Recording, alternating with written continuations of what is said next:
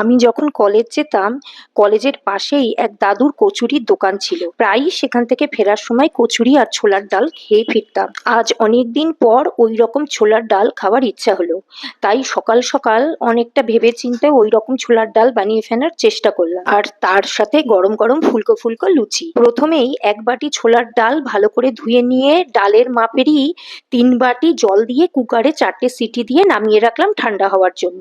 এবারে একটা প্যানে 4 টেবিল স্পুন সর্ষের তেল গরম করে তাতে 2টো শুকনো লঙ্কা, 2টো তেজপাতা, 1 চামচ জিরে আর 20 থেকে 22টা মতো কারি পাতা ফোড়নে দিয়ে 2 মিনিট ভেজে নিয়ে তাতে আগে থেকে ছোট করে কেটে রাখা আলু ভাজতে দিলাম। আলু ভাজার সময় 1/2 চামচ নুন দিয়েছিলাম। বেশ কিছুক্ষণ ভাজার পর 2 চামচ থেতো করা আদা কাঁচা লঙ্কা আর 1 চামচ জিরার গুঁড়ো দিয়ে ভালো করে কষাতে হবে। কষানোর সময় 1 চামচ হলুদ গুঁড়োও অ্যাড করেছি। ভালো মতো কষানো হলে জল শুদ্ধ সেদ্ধ ডাল অ্যাড করে ভালো মতো ফোটাতে হবে।